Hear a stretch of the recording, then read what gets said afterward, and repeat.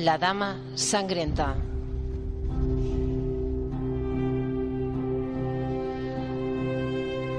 Según el récord Guinness, llegó a cometer 600 crímenes, 300 torturas. Pero, ¿qué hay de verdad en todo esto?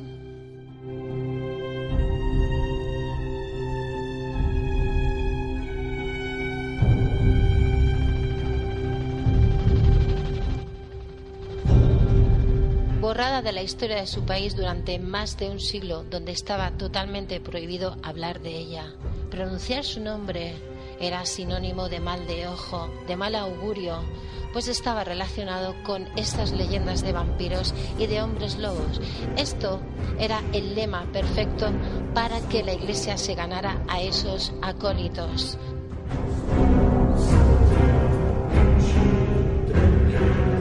Bebedora de sangre.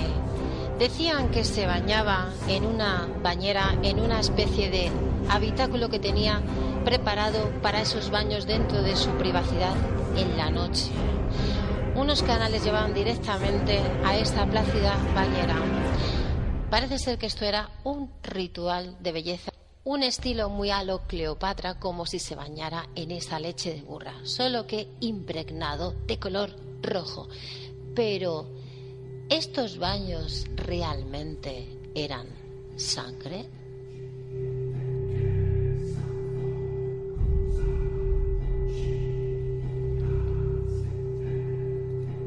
A lo largo de nuestra historia ha sido mucho más romántico toda esta leyenda supuesta de nuestra querida Erzsébet, en la cual era más atractivo matar doncellas aplicando todo tipo de torturas sanguinolientas, beberse su propia sangre, bañarse en ella con un sarcófago lleno de pinchos y todo para hacer de ella un ser inmortal.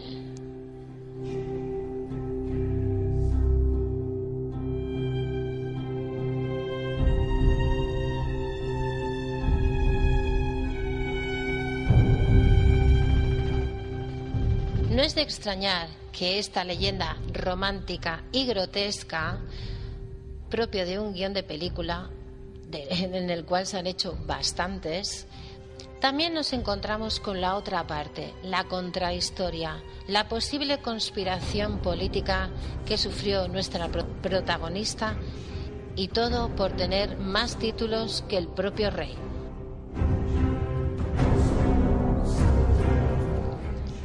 Nace un 7 de agosto de 1560 en Irvator, Hungría. Estamos en una época espléndida de renacimiento y de grandes cambios políticos, pues en estas tierras acechaba el turco y por otro lado los Habsburgo, intentando imponer el catolicismo.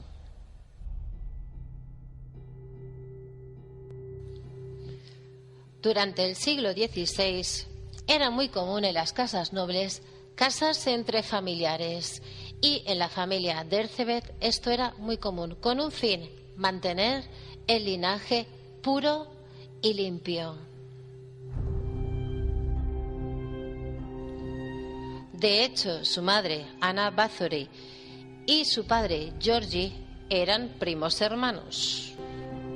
Desde bien pequeña fue testigo de ciertas artes oscuras y esotéricas dentro de palacio, pues era una práctica muy común en su familia hacer pociones y conjuros para atraer espíritus con cierto poder. Dejémoslo ahí.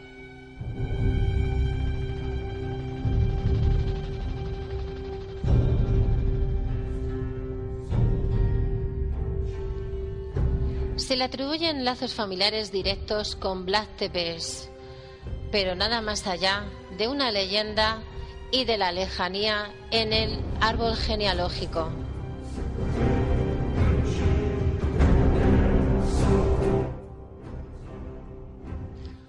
Pues sí es cierto que su abuelo pertenecía a la casa noble de Vlad Tepes, a los Valaquia.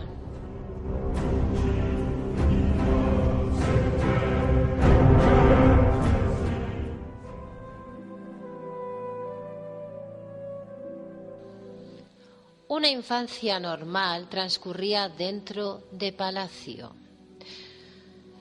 Se dice que tuvo una serie de enfermedades durante su infancia que luego remitió a partir de los 11 años, una especie de ataques epilépticos.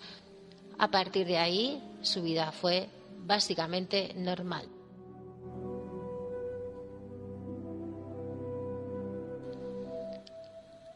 Persona culta, gustaba mucho de leer libros.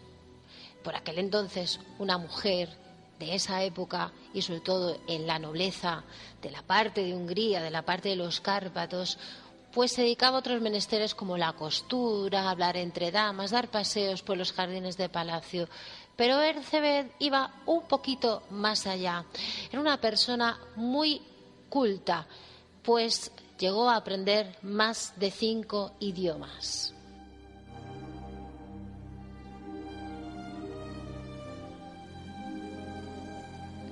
No solo le gustaba la lectura, también era una apasionada de la espada. Y aquí la verdad que se entrenó bastante bien. Sí, sí.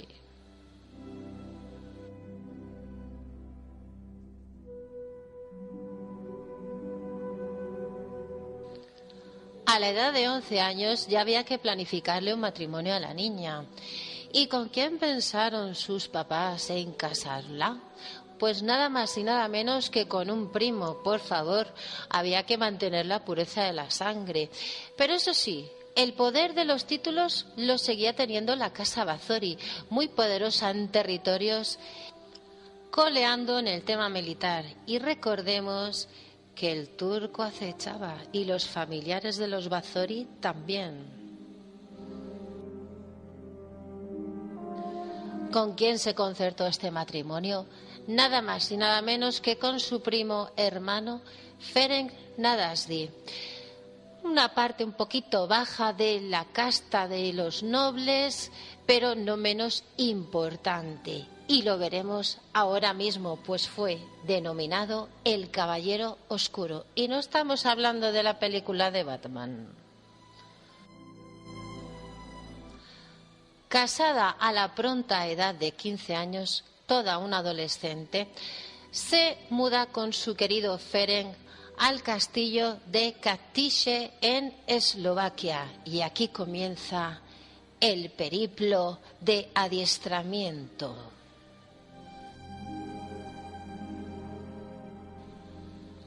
Años felices se van desarrollando en este joven matrimonio que hace su vida en el castillo de Katiše en Eslovaquia. Pero claro, Ferenc se tenía que ir cada 2 por 3 a la batalla.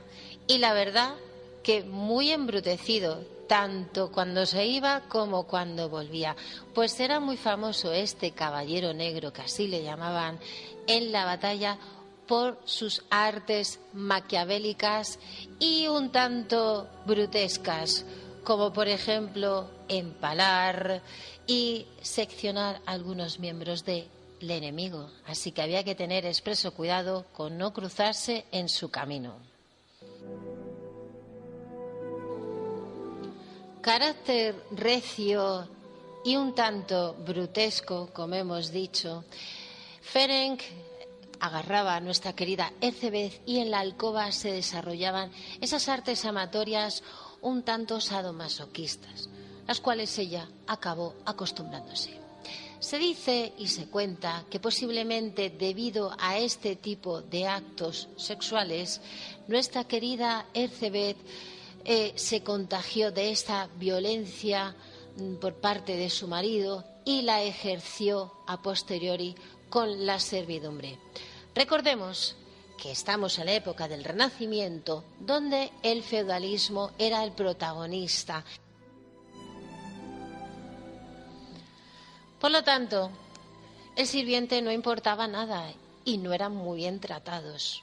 Si no hacían lo que se les mandaba, pues los castigos eran bastante importantes, desde flagelaciones con un látigo hasta mojarles con agua fría y tenerles en la intemperie durante toda la noche. Claro que esto nos escandaliza, pero aunque nos pese, esto era una actividad muy común. Dicho y hecho, Ferenc a la batalla y Erzsébet era la encargada de todas las gestiones de palacio, así de las cuestiones administrativas, porque no era poco lo que tenía que gestionar. Y se estaba gestando esa pequeña envidia, aunque todavía estaba muy silenciada. El Caballero Negro, cuando regresaba agotado de esa batalla, pues lógicamente le tocaba ese descanso. ¿Y cómo realizaba esos momentos de relax? Hombre, de relax lo vamos a dejar entrecomillado, puesto que con nuestra querida Erzsébet se te podía tirar horas en la alcoba. 4 hermosos hijos tuvieron esta pareja.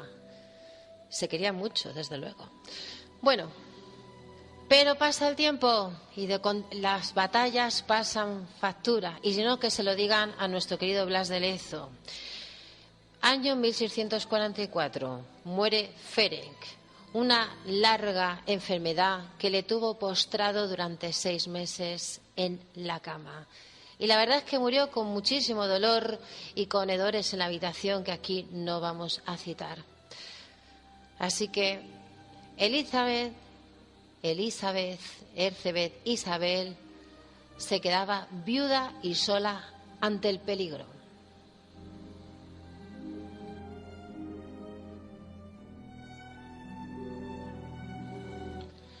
Nada preocupada por lo que sucedía exteriormente en torno a su palacio, la vida transcurría normal, pero claro, empezaron a aflorar unos síntomas en ese cuerpo, ya un poco gastado por la edad, porque por aquel entonces contaba con 40 años. A ver, en nuestra época sería joven, pero por aquel entonces pues rozaba el ser anciano. Curioso. Constantes desmayos y un tanto obsesionada por el físico, porque la verdad es que se cuidaba mucho, pues no pintaba muy bien la cosa y alguien se cruzó en su camino, alguien que le daría respuesta a todos esos males que estaba sufriendo la bella condesa.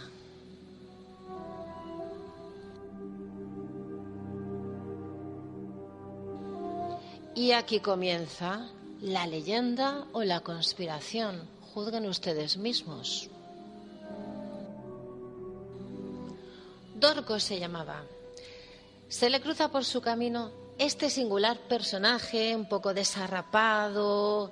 Es mujer, desarrapada, no muy higiénica, pero que le ofrece la posibilidad de poder sanarse.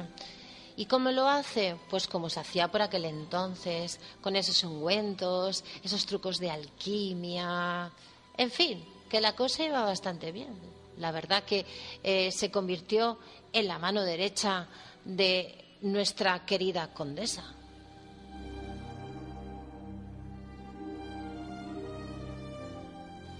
Pero claro, llegan los rumores y estas cosas por aquel entonces no gustaban absolutamente nada. Y pese a que el esoterismo era algo que se prodigaba mucho en la nobleza sobre todo, se llevaba de forma muy clandestina, porque esto, queridos amigos, si se enteraban por ahí estaba ya rozando la Inquisición, aunque no había llegado todavía a Hungría. Pero esto era carne de cañón para que te quemaran en la hoguera.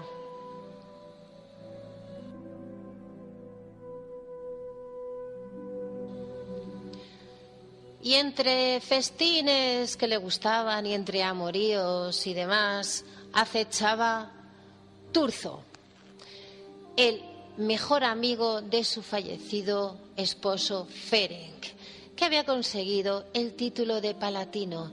Y la soberbia y la ambición gestaban asuntos un poco maquiavélicos que le rondaban a la mente de este señor.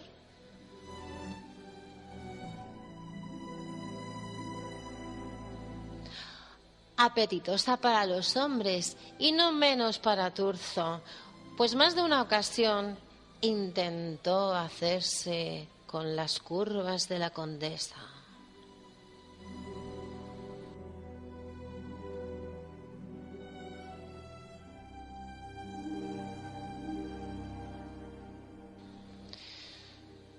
Pero negación tras negación por parte de la noble le llevaron a gestar planes pues un tanto oscuros. Había que quitarse de en medio a la condesa. Si no la puedo tener físicamente, por lo menos me puedo quedar con lo que tiene, ¿no?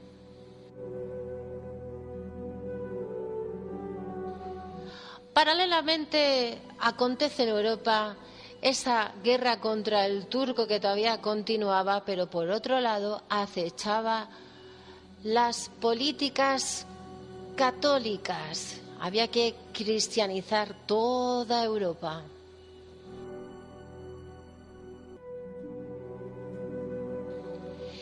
El rey Jorge pronto estaba siendo ya seducido por ciertos favoritismos que supuestamente le harían los Habsburgo, pero no contento con ello, comenzó a gestarse un plan un tanto truculento. ¿Cómo podíamos aumentar el poder del reinado? Pues quitándole todo, absolutamente todo, a mi prima Ercebet, porque estos dos también eran primos. Si es que la cosa iba de familia, un tanto Falcon Crest, digo yo.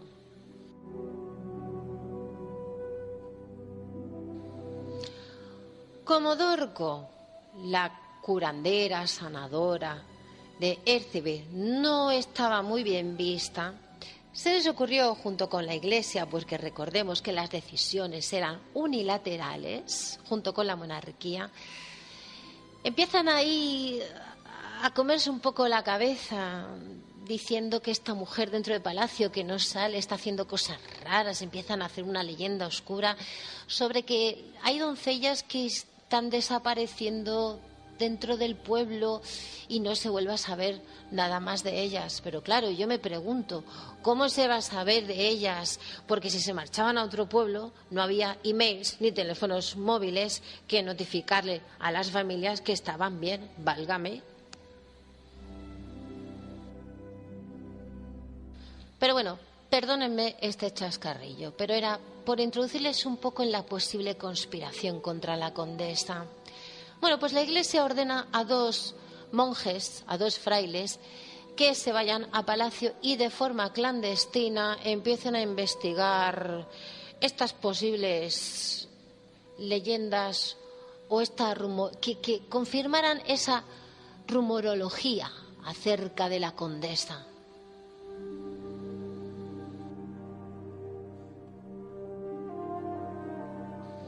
Una noche, los valientes frailes, un poco embriagados por todo lo que les habían metido en la cabeza acerca de nuestra joven protagonista, se escondieron en los, digamos, en los sótanos de ese castillo, ¿no? Que apariencia un poco lúgubre, pero no parece ser que las crónicas argumentan que para nada decorado con mal gusto.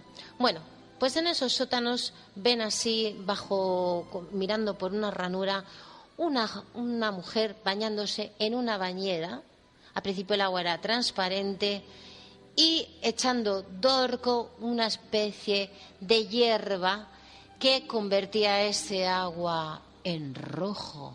Anda, donde estaba el sarcófago con los pinchos que hacían que llegara este canal lleno de sangre.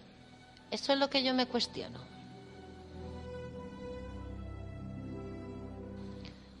Estas hierbas que Dorco le proporcionaba diariamente en esos baños a Bazori eran para calmar, aplacar esos síntomas que tenía de constantes desmayos, porque recordemos que ella venía de un matrimonio endogámico y estas prácticas en algunos monarcas de nuestra historia les produjo dolencias muy graves. Por ejemplo, Carlos II, el hechizado. Pero esto es otra historia.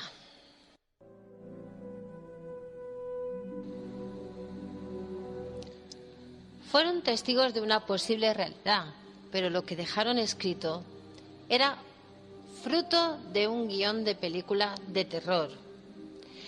Un poco inconcluso todo, la verdad. Muy extraño todo, ellos argumentaron que en una de las alcobas había un sarcófago con pinchos donde se metía a la doncella. La doncella contemplaba la edad de 18 años porque supuestamente la sangre virginal tenía muchísima más fuerza e incrementaba esa belleza y esa juventud de la condesa. Pero claro, esto pertenecería a esa parte lúgubre de misterio, de terror, que tampoco disgusta. Pero hay que ser honestos con la historia. Así que, ¿quién no nos dice que los frailes y los monjes, en un delirio interno, escribieron todo esto?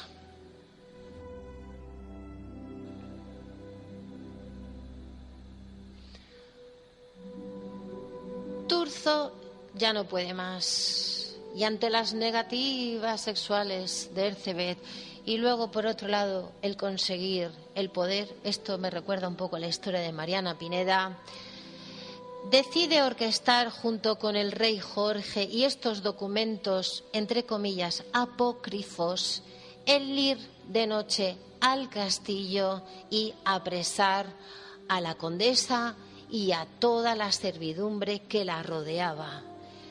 Y, por cierto, lo hicieron.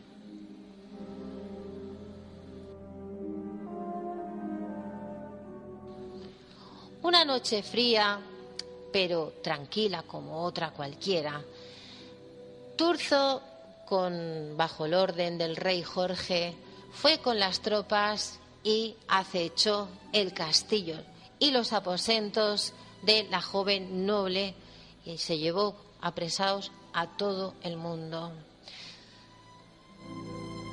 Sometieron a constantes interrogatorios a todo el personal del castillo de la condesa y así a la condesa, pero ella se acogió a un derecho que había de no declarar. Claro, esto puede haber jugado y jugó seguramente en su contra, pero ante tanta barbarie e indefensa por todas las acusaciones vertidas, pues quizá poco podría hacer, la verdad.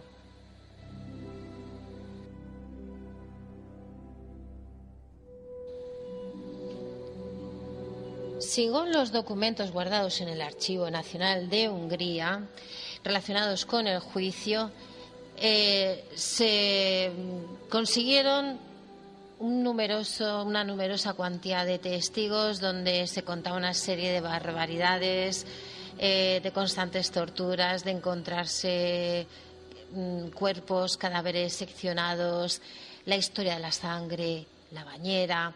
Bueno, esto lo dató nuestro querido Turzo, pero claro, todo un poco extraño.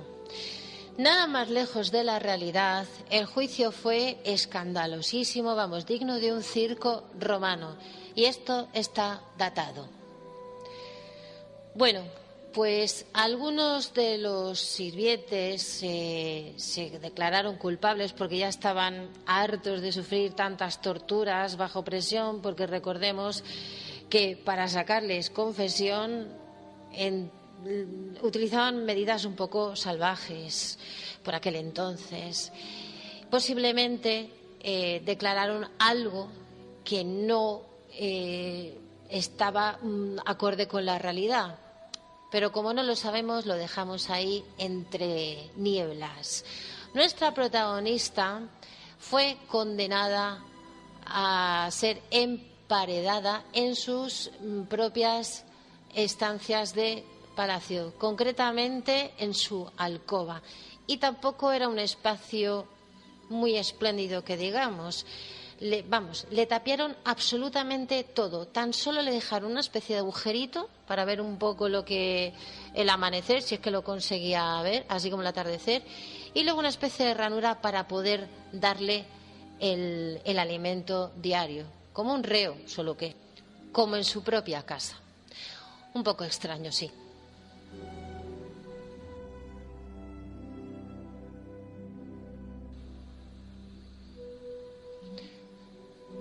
Sirvientes ejecutados y otros castigados con 25 latigazos, seguramente con resultado de muerte.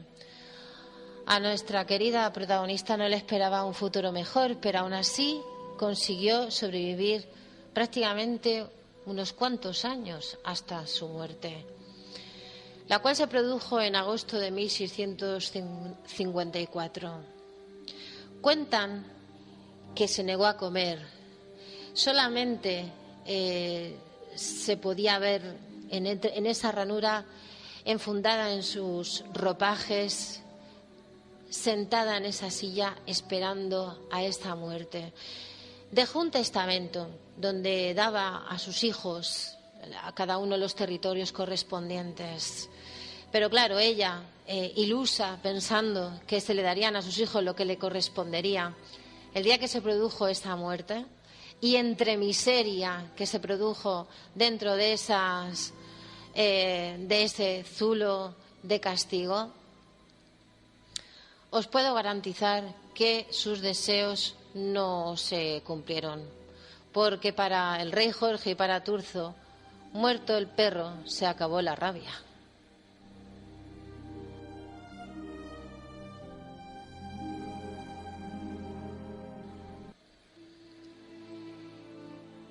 Y así fue. Muere Elizabeth, y ¿quién se queda con todos sus dominios y con todas sus riquezas? Pues su primo, el rey Jorge, despojando a sus mismísimos sobrinos, primos, de todo lo que le pertenecía. Vaya.